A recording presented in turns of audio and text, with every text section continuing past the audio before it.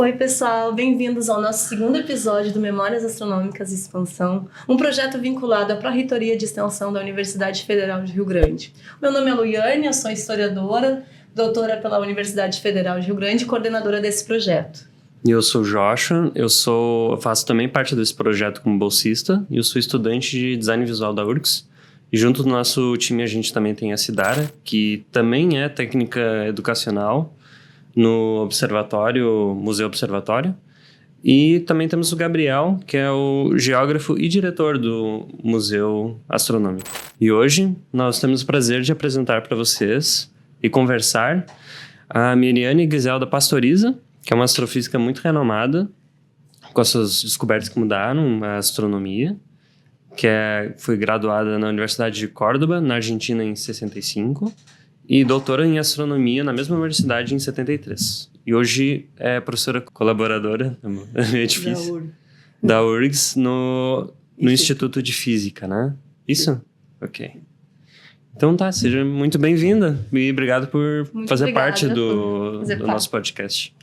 Bom dia a vocês e a todos que escutam e nos veem. Só para completar um pouquinho a minha biografia, eu sou natural da Argentina e cheguei aqui a Porto Alegre 18 de novembro de 1978. E até agora continuo aqui em Porto Alegre. Se afeiçoou. E vinha trabalhar na URGS e continuo agora colaborando na URGS porque me aposentei em 79. Uhum. Essa pesquisa não sai da senhora. 2009. Uhum. Me aposentei em 2009. Muita história, então, na astronomia. E continua até aqui, então, assim, você faz parte de ti. Continuo, sim. A gente vai começar do princípio, assim, a nossa conversa, tentando entender como é que foi a sua chegada para a astronomia, como é que esse campo se abriu e essa curiosidade para a astronomia se abriu para a senhora. Bom, eu sempre conto na historinha, não é? Que, na verdade, é realmente o que aconteceu.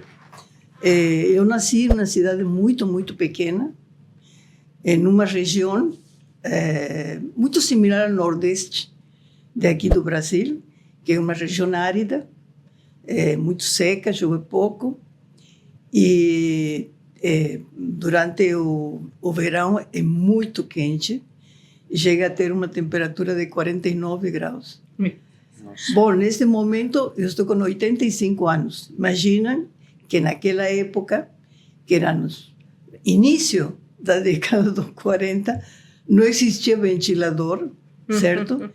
E naquela cidade pequena a luz era fracionada. Às 8 da noite parava toda a luz da cidade. Começava às 8 e finalizava às meia-noite. Tá? Então se desligavam as luzes e toda a cidade ficava escura. Então a minha mãe sempre tinha costume, porque era impossível dormir nos quartos, ela tirava as camas para um pátio e a gente dormia fora, sabe? Só tínhamos não sei se fala mosquiteiros, não é? Sim. Para proteger-nos dos mosquitos. Então, eu acho que quando eu tinha 8, 9 anos, comecei a olhar o céu, antes de dormir, sabe? E era maravilhoso, porque era toda a cidade escura, certo? E o clima é muito seco, não tinha nuvens.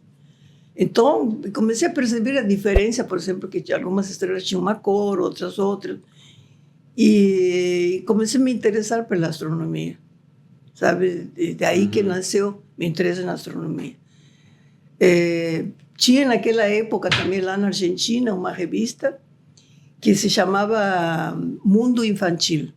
E nessa revista sempre tinha uma ou duas folhas, sabe, que falavam de física, dos átomos, e também falava sobre algumas coisas dos planetas, da astronomia. Então, uma vez por semana chegava e a gente procurava. Falava, me perguntando, o que tu vai fazer quando tu seja maior, quando tu seja adulta? E eu dizia, eu vou ser astrônoma. E aí minha mãe, eu tanto insistia que ela começou a olhar aonde se poderia estudar astronomia. Uhum. E na verdade que só poderia se estudar em La Plata, que ficava a mais de 2.000 quilômetros de distância de Santiago del Estero, que era a cidade onde o estado onde eu morava. Uhum. Né? E então ela me disse não, era impossível, era professora de colégio, então me disse, eu não tenho condições de te mandar tão longe. Uhum. Bom, aí escolhe alguma outra coisa que seja similar. Eu digo, bom, tá, então pode ser geologia, porque geologia pelo menos vai estudar a Terra, já é alguma coisa, né?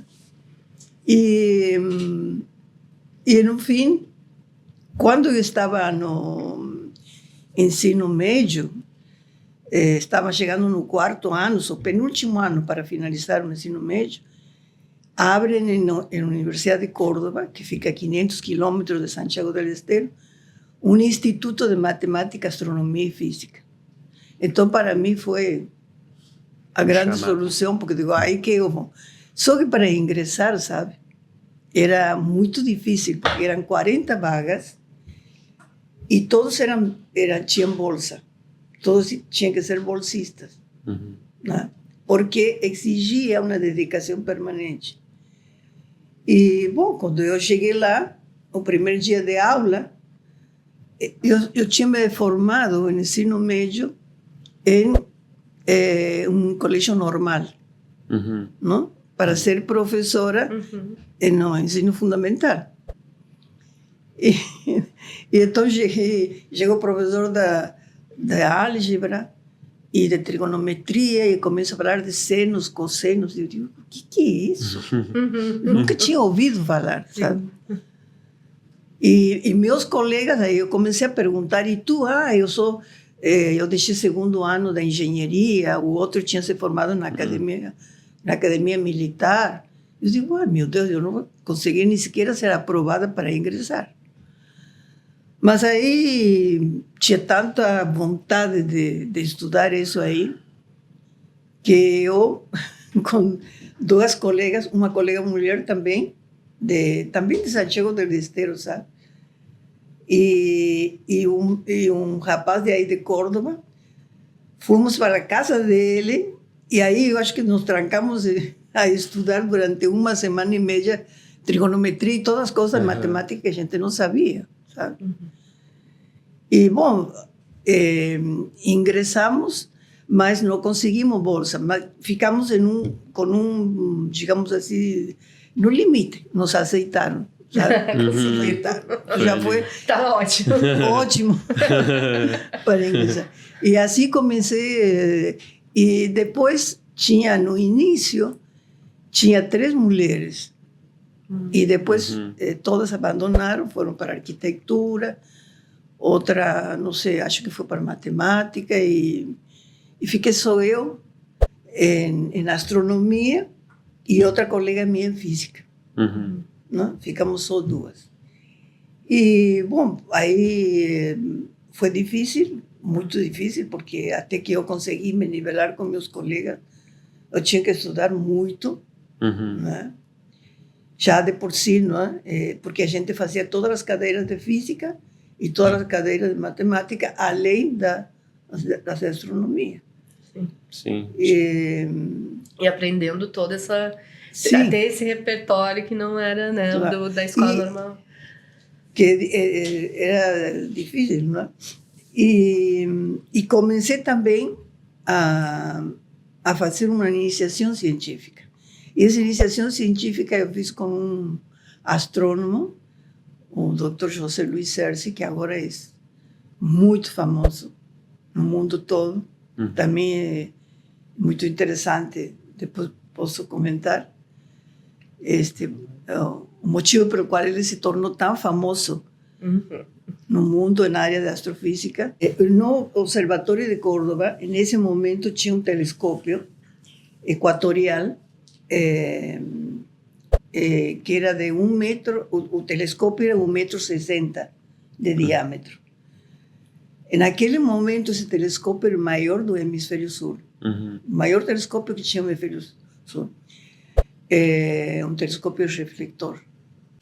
E tinha dois focos que se chamam, não? Um no Cassegrain, que ficava embaixo, que era para observar, digamos, estrelas, e tinha na ponta um newtoniano que a gente tinha que subir com uma plataforma, e aí se observavam as galáxias. Então, a gente, o que fazia era tirar fotografia de galáxias e determinar a luminosidade, o brilho que tinha a galáxia. Então, para ter uma ideia, para as pessoas que estão ouvindo e que não entendem muito disso, a gente dizia, por exemplo, tem o brilho de tantos soles, por exemplo, não? Essa galáxia tem um brilho de 10 milhões de sóis ou de 100 milhões de sóis, não é? Determinava isso e determinava também a distância aproximadamente que elas encontravam. Era mais ou menos é que era? Quanto de distância? Bom, a maioria por exemplo, as galáxias mais próximas, uma das mais próximas, a Andrômeda, ela encontra-se aproximadamente a 2 milhões de anos-luz de distância. Então tinha uma visão muito boa com esses telescópios do não, universo. esse telescópio chegava a distâncias assim de megaparsecs, ou seja, objetos muito distantes, que são milhões de parsecs, não é? Bastante distante. Era um telescópio era grande para aquela época, não é? E aí eu comecei, mas quando eu quis ir observar, o diretor do observatório falou, não dá para... Ela não pode ir observar porque ela é mulher. Como é que ela vai ir com um grupo de homens e vai passar a noite toda? Porque o observatório ficava na montanha. Então eu tinha que passar uma semana, porque nos levavam em uma caminhonete, nos deixavam aí, e a gente ficava 7 dias, depois nos buscavam. A gente se comunicava com o observatório por meio de uma comunicação 2 vezes por dia, de manhã e de tarde, com uma rádio. Para buscar vocês? Sim, ou para informar como estava indo todo, se tínhamos algum problema, alguma coisa, se alguém ficou doente. Nesse momento, sua colega da física, ela já não tinha mais tanto contato com esses grupos? Não, então era eu sozinha e todo o resto dos meus colegas eram homens, meu orientador homem, os técnicos homens, todo. Mas meu orientador conseguiu que me permitiram, mas teve que chegar até o reitor da universidade. Nossa. Para conseguir. Porque, imagina, não? Naquela época, estou falando dos anos, início dos 60. Né? Então, eu tinha que morar na casa durante os 7 dias, dormir, claro, deixava num quarto para mim, mas compartilhar toda a vivência, tanto de trabalho quanto de vida, de almoçar, dormir, etc. Só com nomes, só com meus colegas. E posso fazer uma pergunta? Sim. Como é que era essa convivência com seus colegas? Eles eram acolhedores? Sim. Ou tinha alguma resistência? Sim, realmente eu, com meus colegas, eu nunca tive problema. Eles me ajudavam bastante, sabe? Até muitas vezes eu estudava com eles, porque eles tinham mais formação que eu. E posso dizer que tanto eles quanto meu orientador nunca sofri assim um tipo de discriminação, não é? Não todos são flores, não é? Quando começa a aparecer, não é? Começa a aparecer a diferença quando tu te formou, não é? Eu me formei, fiz o que lá se chama de licenciatura, né? Que aqui a licenciatura é uma formação, digamos, para professores. Para professores. Ensinamento. Lá se chama licenciatura e é para todos, não? Só que licenciado lá, para ser professor, tem que fazer umas disciplinas didáticas, não? El que não vai ser professor continua. Aí isso foi no ano 65 que eu finalizei, apresentei meu trabalho final. Sim. E no 73 fiz o doutorado. Então, por exemplo, eu já, em 65, para ingressar como ajudante astrônomo, que se chama, eu tive que fazer um concurso. Meus colegas homens, não. Eles ingressaram. Eu tive que ser testada. Aí eu senti. E depois, quando me formei, fiz doutorado, eu já era professora. Lá se chama um professor como se fosse assistente, ou como se fosse assistente aqui, que acho que agora não sei se existe, né? E depois vim adjunto. Bom, aí, quando finalizei o doutorado, meus colegas homens, eles imediatamente passaram na seguinte categoria, de professor adjunto. E eu não passei. Eu tinha de novo que fazer outro concurso. Bom, aí não cheguei a entrar como professor adjunto. Fiquei com aquele cargo que se chama chefe de trabalhos práticos, né? Que é como um professor assistente. Porque aí veio o golpe militar e eu era sindicalista, eu era um representante do Instituto de Física e junto com outras faculdades, representantes de outras faculdades, a gente tinha criado uma associação docente, tipo como esse lá do Dufrex aqui. Né? Nós tínhamos bom, ela lutava por melhores salários, por concursos na universidade, por uma série de reivindicações. E também assim tinham naquela época na Argentina, no início dos anos 70, 72, 73, 74, estava muito polarizada a situação. Né? E em 76 finalizou com o golpe militar. E todo professor que mais ou menos tivesse assim um viés político, não é?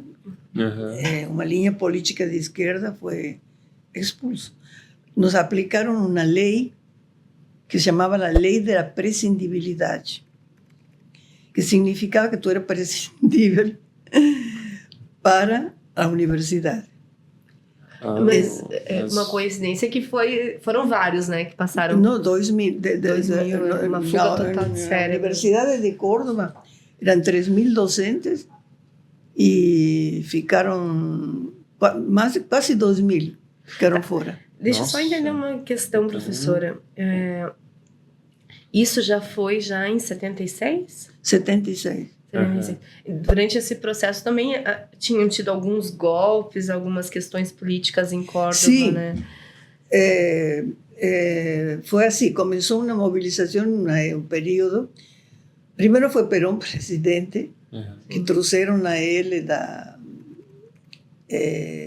Espanha. Ele faleceu e a mulher, que era vice-presidente, Isabel Perón, que era vice-presidente, ficou como presidente. Mas na verdade que ela ficou, digamos assim, sendo dominada por um grupo de ultradireita que tinha o peronismo. Ela foi presa, a presidente, enviada para o sul do país, e aí veio uma massacre. Sim. Né? Pois é, e tu... Sim. Porque tu veio para o Brasil em 78, né? Sim. Mas, então tu não fez parte desse grupo de 2000... Eu fui. Tu fez parte? Porque o golpe foi em março de 73. E eu acho que em abril eu já fiquei sem emprego. Me mandaram embora. Aí eu fui com meus filhos para... Eu sempre digo assim que me fui exiliada para a cidade onde nasci, que conhecia bastante gente lá, e fui à minha casa, voltei à minha casa, a casa da minha mãe, porque estava sem emprego, sem trabalho. Né? E então aí preparava alunos de engenharia, porque eu não podia, em nenhuma universidade podia trabalhar. Estava proibida de trabalhar. Se eu entrava em uma universidade para ser contratada, então eu ia presa. Mas o que a gente também queria ver como é que funcionava a sua pesquisa, porque a senhora agora sim, voltando a gravar. A senhora dá nome também a uma galáxia, um tipo de galáxia, não? Bom, na parte, digamos, qual era o tema da iniciação científica, não? Que eu estava trabalhando? Naquele, ou seja, no início dos 60, uns astrônomos em Estados Unidos, Morgan, o sobrenome dele, tinha observado umas galáxias que na região central tinha umas condensações muito brilhantes. Até essa época, se considerava que o núcleo das galáxias era formado por estrelas velhas. Minha pergunta era se tinha esse conhecimento sobre os hotspots. Bem do centro, na região nuclear, tinha um anel com esses hotspots. Tá? Mas não eram todas as espirais. Eram só as espirais que tinham barra. Sim.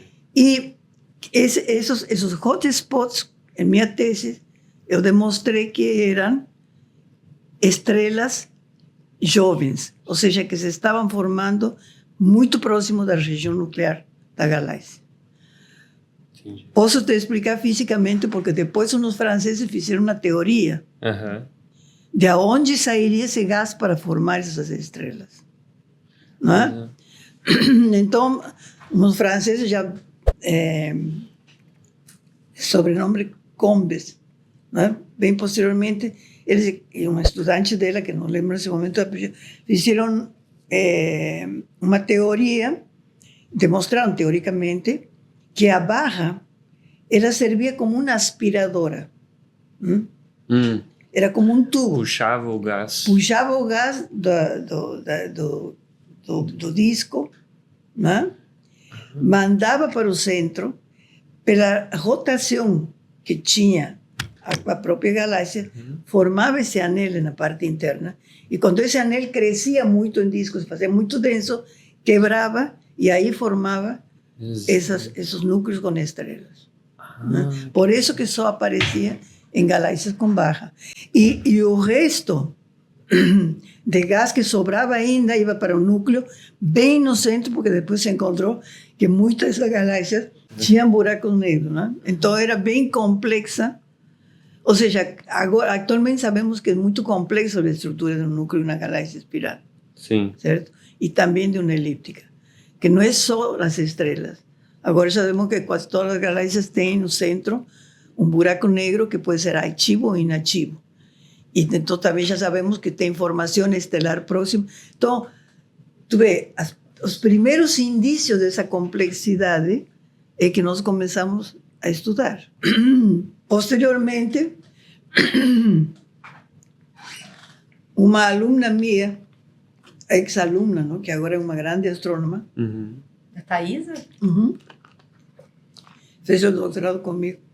Ele estava observando uma galáxia, a 1097, que também é dessas galáxias que nós tínhamos que estudar em minha tese, no hotspot. Ele estava observando com outros astrônomos, fez um trabalho em colaboração, e ele encontrou uma variabilidade muito grande em todo o espectro de essa galáxia 1097. Não é a que eu observei, não sei nessa outra. E bom, como foi interpretado isso, não é? Foi interpretado que ela observou justo no momento de captura de uma estrela.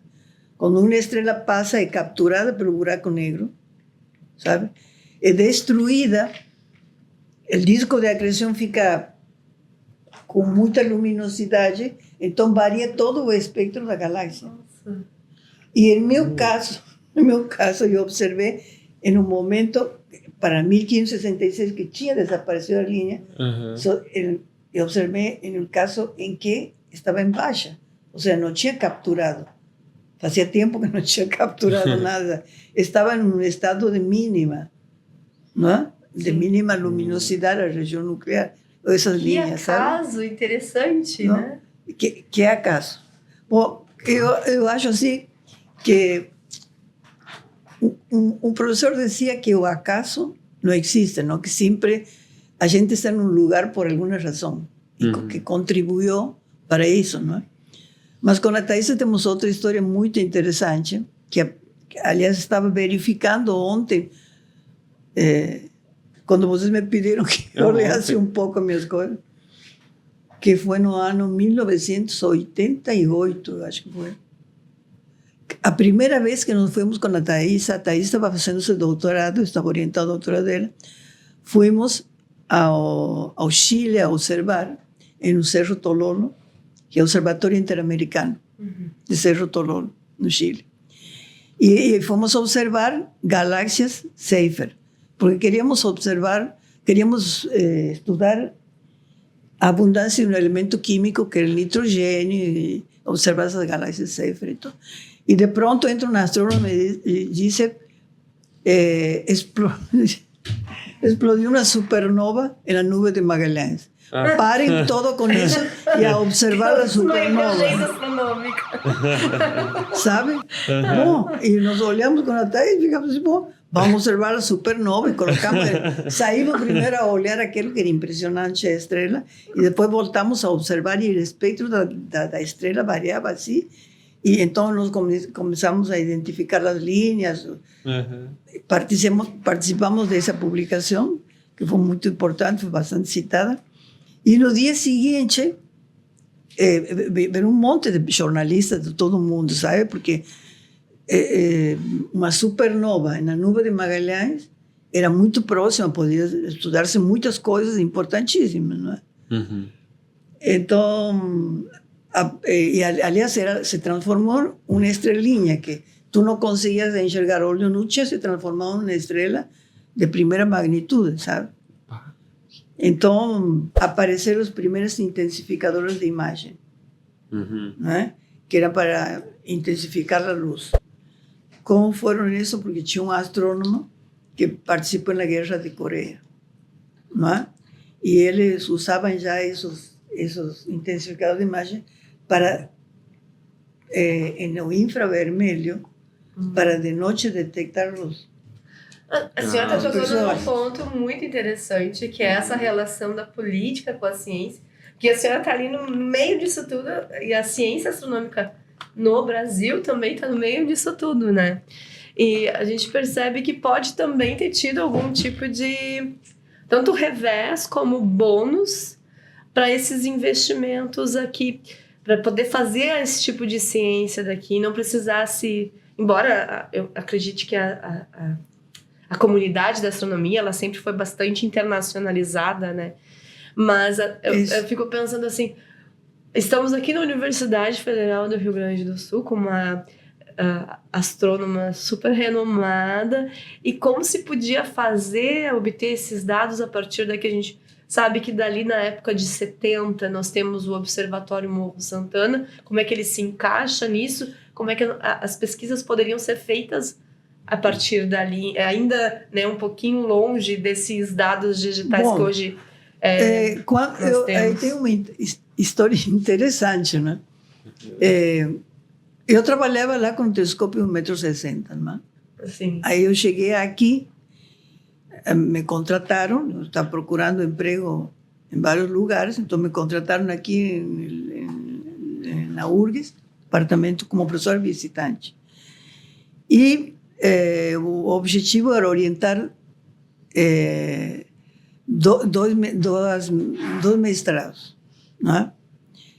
Um era de Eduardo Bica e outro da Thaís.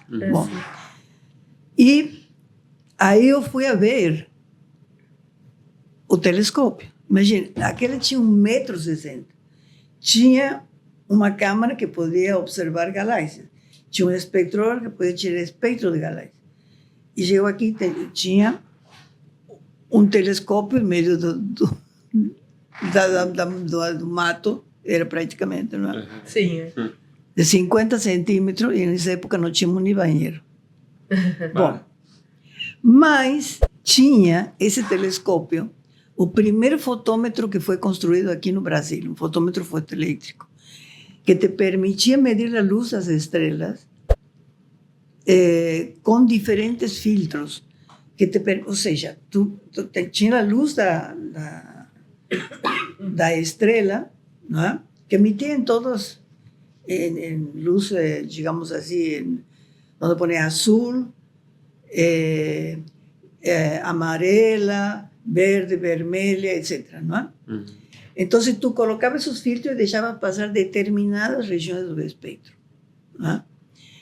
Y esas determinadas regiones del espectro eran características de determinados elementos químicos, ¿no? Entonces existían unos filtros que eran los DDO, que eran del David Dunlop Observatory. Ellos han inventado esos filtros, y esos filtros te permiten observar unas líneas de carbono,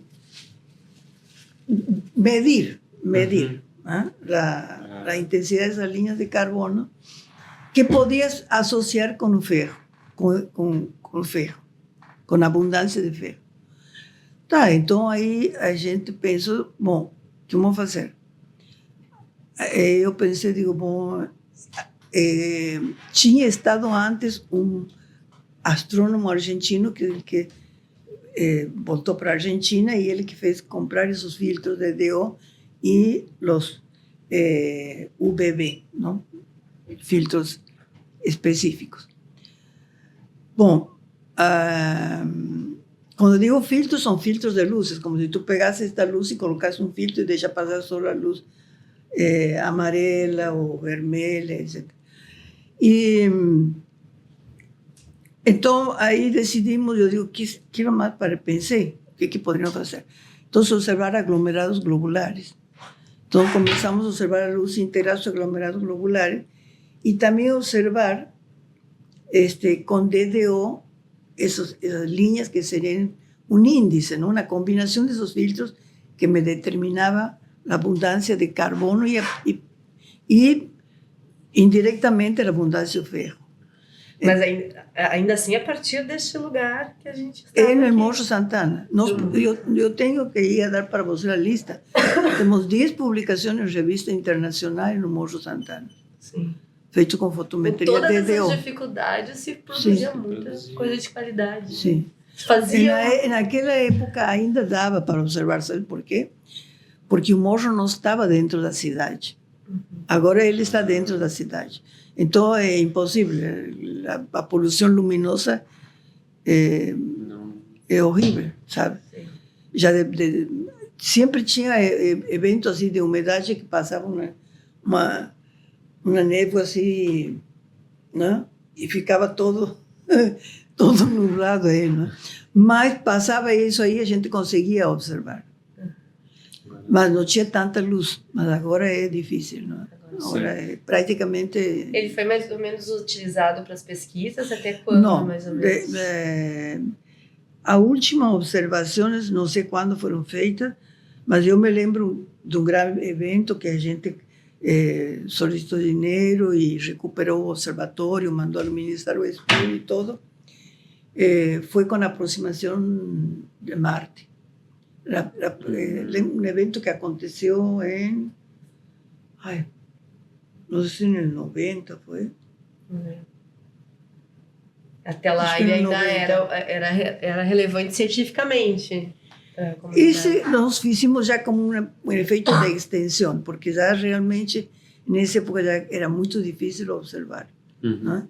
Dava para observar, por exemplo, ocultações, não? Que é observar estrelas, né?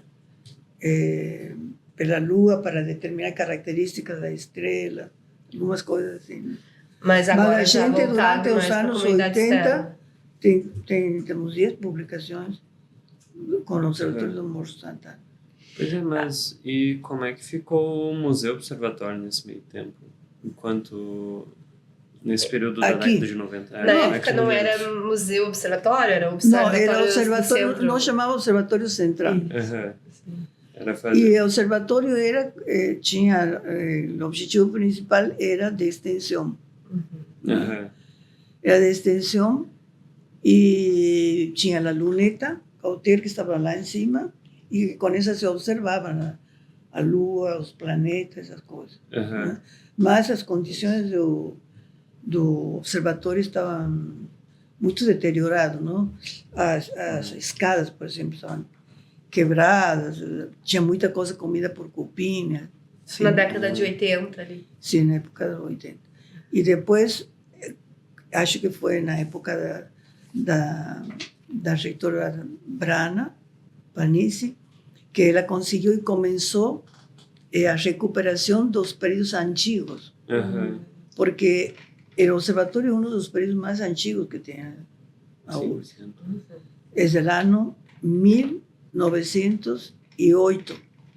Ele foi ser discutido para ser construído no ano 1890, por aí. A senhora vivenciou esse momento, né? De que o observatório central, no caso, fechou por um tempo, algumas coisas foram andando por aí. Por qualquer lugar. Sim. E também vivenciou um período de recuperação ali, né? Sim. A senhora chegou a ser diretora em 2003, 2004, mas o grupo da astronomia, do departamento de astronomia, sempre se vinculou muito com o Observatório Central e do Morro Santana. Que era assim, o departamento, o Observatório Central, ele passou, teve uma reforma, eu te vou dizer quanto, em 69, 70 da universidade.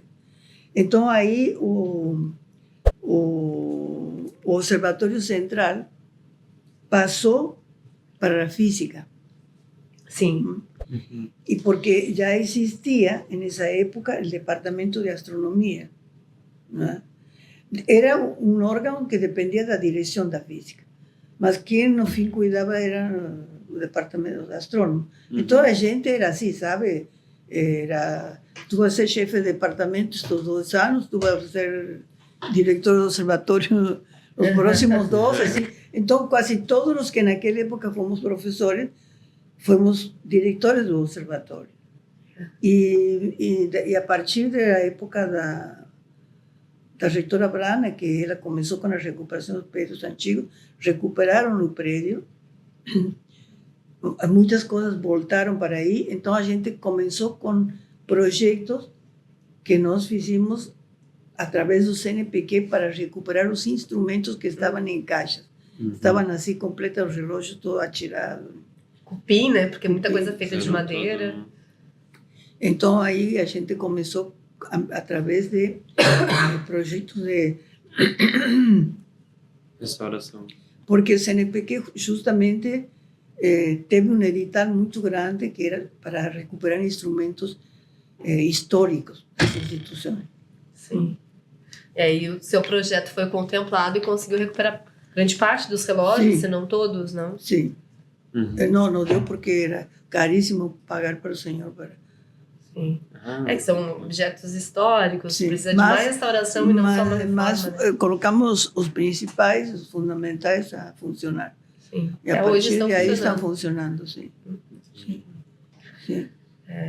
Bom, professora, a gente gostaria de te agradecer por ter colocado contemplado com todo esse seu conhecimento sobre astronomia, ter dividido isso com a gente.